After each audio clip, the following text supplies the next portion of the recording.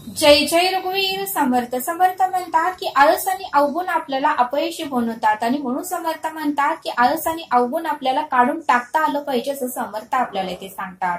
समर्थ म्हणतात की मित्र आणि नातेवाईक हे आपण स्वतः का वाईट व्हायचं म्हणून आपल्यातले दोष, आपल्यातले अवगुण आणि आपल्यातला आळसपणा हे आपल्याला सांगत नाहीत. म्हणून समर्थ म्हणतात की आपल्यात काय अवगुण आहेत, आपल्यात काय दोष आहे, आपण किती आळशी आहेत हे आपल्यालाच माहिती असतं आणि हळूहळू आपण ते अवगुण आणि आपला आळसपणा हे आपल्याला काढून टाकता आलं पाहिजे असं समर्थ आपल्याला ते सांगतात. समर्थ म्हणतात की आयुष्यामध्ये जर पुढे जायचं असेल, आयुष्यामध्ये जर स्वप्न पूर्ण करायचे असेल, आयुष्यामध्ये जर अस्तित्व निर्माण करायचं असेल, आयुष्यामध्ये जर नाव कमवायचं असेल तर मेहनत ही आपल्याला घ्यावीच लागते असं समर्थ आपल्याला ते सांगतात. म्हणून समर्थ म्हणतात की कोणीही मेहनत न घेता, कष्ट न करता आणि कोणीही त्रास न सहन करता कोणीही पुढे आजपर्यंत तरी गेलेलं नाही असं समर्थ आपल्याला ते सांगतात. म्हणून समर्थ म्हणतात की आपले स्वप्न पूर्ण करण्यासाठी आपल्याला ही मेहनत घ्यावीच लागते असं समर्थ आपल्याला ते सांगतात. म्हणून समर्थ म्हणतात की देहाचे लाड केले तर आपण यशस्वी कधी होणार नाही. या देहाचे जर आपण लाड केले तर आपण कधीही यशस्वी होणार नाही. म्हणून समर्थ म्हणतात की आपलं मन जे म्हणतंय त्याच्या उलट आपण करायचं. आपलं मन म्हणतंय की आता खूप आळस आलेला आहे, आपण झोपूया, आपण मोबाईल बघूया, त्याच्या उलट आपण करायचं तरच आपण यशस्वी होतो असं समर्थ आपल्याला ते सांगतात. सतत तर आपण मनाचं ऐकत राहिलो, सतत जर आळशी मनाचं आपण ऐकत राहिलो तर आपण आळशीच होणार आहे, आपल्यामध्ये अवगुणच निर्माण होणार आहे असं समर्थ आपल्याला ते सांगतात. समर्थ म्हणतात की प्रत्येकातील अवगुण माहिती असतं, हळूहळू करून ते आपल्याला अवगुण काढून टाकता आलं पाहिजे असं समर्थ आपल्याला ते सांगतात. समर्थ म्हणतात की अवगुण तर काय, प्रत्येकातले अवगुण तर काय असतात हे आपल्याला माहिती असतं. आपण जास्त वेळ मोबाईल बघतो त्यामुळे आपलंच नुकसान होतं बघा म्हटले समर्थ. पण ज्यातून आपल्याला काहीतरी उत्तमाचं शिकायला मिळेल, उत्तमाचं बघायला मिळेल, त्यातून आपण काहीतरी उत्तमाचा एखादा गुण घेऊ असे काहीतरी व्हिडिओ बघा म्हटले समर्थ. जास्त मोबाईल बघणे याच्यामुळे आपला वेळ वाया जातो आणि आपलंच नुकसान होतं असं समर्थ आपल्याला ते सांगतात. दुसरं म्हणजे सतत खोटं बोलणे, तिसरं म्हणजे सतत रागाने ओरडणे, इतरांचा अपमान करणे, भांडणं लावणे, एखाद्या किरकोळ कारणासाठी घरामध्ये भांडण करणे आणि एकमेकांचा द्वेष करणे, एकमेकांचा मत्सर करणे आणि अचानक कोण मित्राचं, मैत्रिणीचं किंवा नातेवाईकाचं किंवा बहिणीचं काय वाद झाला फोनवर तर फोन कट करणे आणि एखाद्याला डोळ्यातून अश्रू येईल असं बोलणे, हे असे बरेच काही अवगुण प्रत्येकामध्ये असतात. म्हणून समर्थ म्हणतात की हळूहळू आपल्याला ते अवगुण कमी करता आलं पाहिजे, आपल्यातला आळस कमी करता आलं पाहिजे असं समर्थ आपल्याला ते सांगतात. समर्थ म्हणतात की प्रत्येकाचं टायमिंग आपल्याला फिक्स करता आलं पाहिजे, झोपायचाही टायमिंग फिक्स पाहिजे. 10ला जर आपण रोज झोपत असेल तर 10ला झोपलं पाहिजे, 10:30ला झोपत असेल तर 10:30ला झोपलं पाहिजे आणि उठायचाही टायमिंग फिक्स पाहिजे, सकाळी लवकर उठता आलं पाहिजे. समर्थ म्हणतात की बरेच जण म्हणतात की मला मोबाईल घेतल्याशिवाय झोप येत नाही, मी मोबाईल घेऊन ज्यावेळेस झोप येते त्यावेळेसच मोबाईल ठेवतो. पण समर्थ म्हणतात की त्या मोबाईललाही थोडीफार तरी विश्रांती द्या. आपण जर 10ला झोपलो आणि झोप जर येत नसेल तर परमेश्वराचं विवरण करायचं, संत लोकांचं विवरण करायचं, ज्यांना प्रचिती आली त्यांचं विवरण करायचं, ज्या भगवंताची आपल्यावर श्रद्धा आहे त्या भगवंताचं नामस्मरण करायचं. बघा म्हटले समर्थ आपल्याला कधी झोप येईल हे आपल्याला कळणारही नाही आणि उत्तमाची सकाळही जाग येईल आणि आपल्यामध्ये सकारात्मक ऊर्जा निर्माण होईल आणि सकारात्मक विचार आपल्यामध्ये सतत येतील असं समर्थ आपल्याला ते सांगतात. म्हणून समर्थ म्हणतात की आपल्यातला वाईट सवयी, हे आपल्यातले अवगुण, हे आपल्यातले आळस आपल्यालाच हळूहळू करून बाजूला करता आलं पाहिजे, हळूहळू करून कमीही करता आलं पाहिजे असं समर्थ आपल्याला ते सांगतात. समर्थ म्हणतात की मोबाईलमध्ये आपल्याला भरपूर काही आपण ऍप डाउनलोड करून घेतलेलं आहे. मग बघा म्हणले समर्थ त्या मोबाईलचं स्टोरेजच्या ऍपमध्येच भरपूर भरलेलं आहे असं समर्थ आपल्याला ते सांगतात. म्हणून समर्थ म्हणतात की आपल्यातला आळस आणि आपल्यातला अधोगती आपल्यातला आळस आणि आपल्यातले अवगुणच आपल्याला अधोगतीला नेतो असं समर्थ आपल्याला ते सांगतात. आणि हे समजावून सांगण्यासाठी समर्थ आपल्याला एक पोथ सांगतात. समर्थ म्हणतात एक गजानन नावाचा मुलगा होता, तो इयत्ता 7वी मध्ये शिकत होता आणि फार त्याच्यामध्ये आळस होता.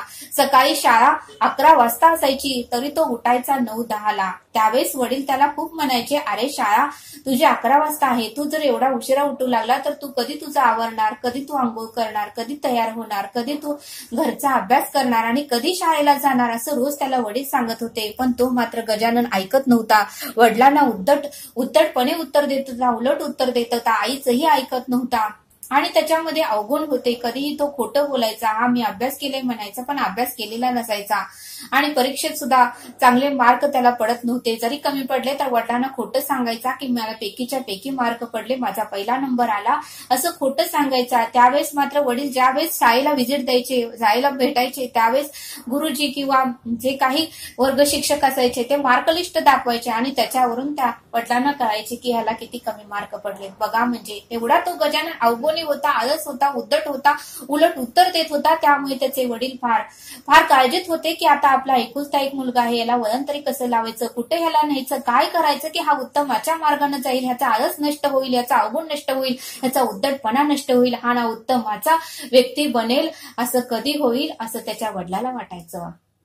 त्यावेळेस मात्र त्यांचे वडील एका गुरूंकडे गेले आणि गुरूंना म्हणाले की गुरु, असा माझा मुलगा आहे आणि तो फार आळशी आहे, उद्धट आहे, उलट उत्तर देतो, खोटं बोलतो आणि एवढं त्याच्यामध्ये अवगुण भरलेला आहे, एक गुणही त्याच्यामधला सांगण्यासारखा नाही. मी काय करू, माझा एकुलता एक मुलगा आहे, असा पुढे जाऊन वाया जाऊ नये आणि म्हणूनच मला आता तू लहान आहे तोपर्यंत त्याला उत्तमाच्या रस्त्यावर आणायचंय, उत्तमाच्या मार्गावर आणायचंय. आणि खूप जणांनी त्याला समजावून सांगितलं, आईने सांगितलं, मी सांगितलं, भावाने सांगितलं, आजी आजोबांनी सांगितलं, पण तो कोणाचाही ऐकत नाही गुरुदेव, आणि मी शेवटचा पर्याय म्हणून मी तुमच्याकडे आलोय. त्यावेळेस गुरुदेव म्हणाले की तुम्ही काही काळजी करू नका, तुम्ही तुमच्या मुलाला घेऊन ज्या दिवशी त्याला सुट्टी असते त्या दिवशी रविवारी त्याला घेऊन तुम्ही माझ्याकडे या, मी शेवटचा पर्याय बघतो, मी शेवटचा उपाय करतो आणि तुम्ही नाराज होऊ नका. त्यावेळेस त्या वडिलांना, गजाननाच्या वडिलांनाही बरं वाटलं आणि ते घरी आले. रविवारचा दिवस आला. त्यावेळेस गजाननाचे वडील गजाननाला घेऊन शाळेमध्ये गुरूंकडे गेले. गुरूंना म्हणाले, गुरुदेव, हा माझा मुलगा आणि रविवार आहे, त्याला सुट्टी आहे आणि मी त्याला बाहेर फिरायला घेऊन जातो असं म्हणून सांगून आलोय. हा जर तुमच्याकडे येणार आहे, मी गुरूंकडे चाललोय असं म्हणला तर हा आला नसता. त्यावेळेस गुरुदेव म्हणाले, ठीक आहे, चांगल्या कामासाठी खोटं बोलणे उत्तमच आहे, तुम्ही उत्तमच केलं. त्यावेळेस मात्र वडील तेथेच बसले आणि गुरु त्या मुलाला घेऊन बागेमध्ये गेले आणि गजाननाला ते गोड बोलू लागले. गजाननाला म्हणाले की तुझ्यामध्ये अवगुण आहे, आळस आहे आणि तू उद्धटही बोलतोय, तू उत्तमाचं वागत नाहीस, बोलत नाहीस, असं का? त्यावेळेस तो गजानन म्हणाला, नाही, माझा स्वभावच आहे, मी काहीही करू शकत नाही. त्यावेळेस गुरुदेव म्हणाले, ठीक आहे, म्हणाले, बाळा, चल आपण पुढे जाऊया. त्यावेळेस गुरुदेवांनी एक छोटं रोप गजाननाला उपटायला सांगितलं. गजाननाने छोटं रोप सहज उपटलं. ठीक आहे म्हणले गजानन, शब्बास, तू उत्तमाचं रोप उपटलं. त्यावेळेस गजाननाला एक छोटंसं मोठं रोप उपटायला लावलं, तेही त्यानं उपटलं. तिसरं त्याच्यापेक्षाही मोठं होतं, तेही उपटलं आणि चौथ्या झाडाकडे गेले. चौथं झाड एवढं मोठं होतं, एवढा त्याचा बुंदा मोठा होता की गजाननाला म्हणाले, हे जर रोप तू उपटलं तर तू खरंच परीक्षेत यशस्वी झालास. त्यावेळेस मात्र गजाननाला ते रोप उपटता आलं नाही. त्याने खूप त्या झाडाला हलवण्याचा प्रयत्न केला, दोरीने बांधलं, ओढण्याचा प्रयत्न केला. जवळजवळ 1-2 तास त्याने प्रयत्न केले. तो घामीघूम झाला, तो खूप थकला होता आणि शेवटी निराश होऊन गुरुदेवांकडे आला की गुरुदेव, मला क्षमा करा, मला माफ करा, मी परीक्षेत यशस्वी झालो आणि मला हे झाड काही तुटणार नाही, कारण हे झाड फार मोठं झालेलं आहे, ह्याचा बुंदा फार मोठा आहे आणि ह्याला 2-3 माणसं लागतील माझ्याकडून, तर हे झाड तुटणार नाही. त्यावेळेस गुरुदेव म्हणाले, ठीक आहे गजानना, ये इकडे बस. गुरुदेवांनी बाटलीमध्ये पाणी आणलं, गजाननाला प्यायला दिलं. थोडा वेळ शांत बस म्हणाले. गजाननही शांत बसला आणि गुरुदेवांनी त्याला उत्तमाचं समजावून सांगितलं. अरे गजानना, बघ म्हणले, छोटंसं रोप तू लगेच उपटलं, दुसरं पण रोप तू लगेच उपटलं, तिसरंही रोप तू लगेच उपटलं, पण चौथं झाड मात्र तुला उपटता आलं नाही.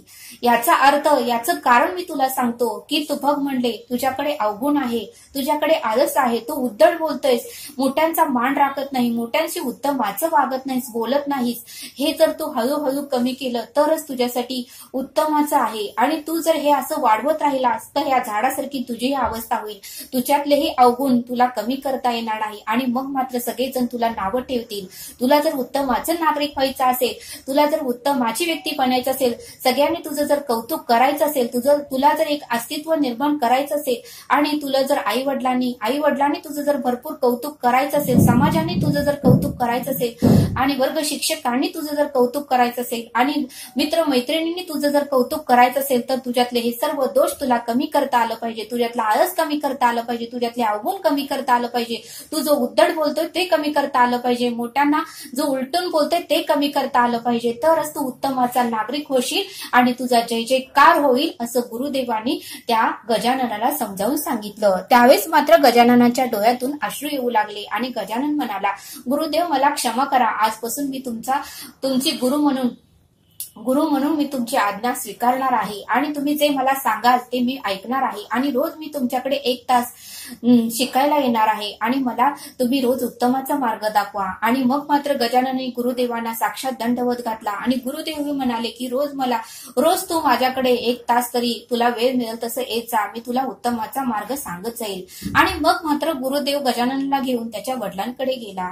आणि वडिलांकडे गेल्यानंतर वडिलांना सर्व प्रकार गुरुदेवांनी सांगितला आणि मग गजानन ही आपल्या वडिलांची माफी मागू लागला। आपल्या वडिलांच्या पायावर डोके ठेवून तो रडू लागला की मला क्षमा करा, आतापर्यंत मी फार अवगुण केले, आळसाने वागलो, उद्धट बोललो आणि उलट उत्तर दिली, मला क्षमा करा, इथून पुढे मी असं कधीही वागणार नाही। मग समर्थ म्हणतात की या बोधातून आपल्याला हे शिकायला मिळतं की जर आपल्यातले अवगुण, आपल्यातला आळस, आपल्यातला उद्धटपणा जर आपण हळूहळू कमी केला तरच आपण उत्तमाचं नागरिक बनू, नाहीतर आपल्यातला अवगुण, आळस आणि उद्धटपणा वाढत गेला तर सर्व लोक आपल्याला नावच ठेवणार आहेत असं समर्थांनी आपल्याला इथे सांगितलं।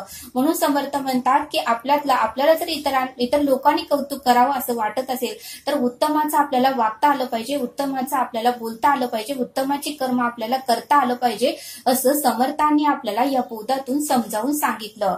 तरी आता आपण येथेच थांबू। धन्यवाद। जय सद्गुरू।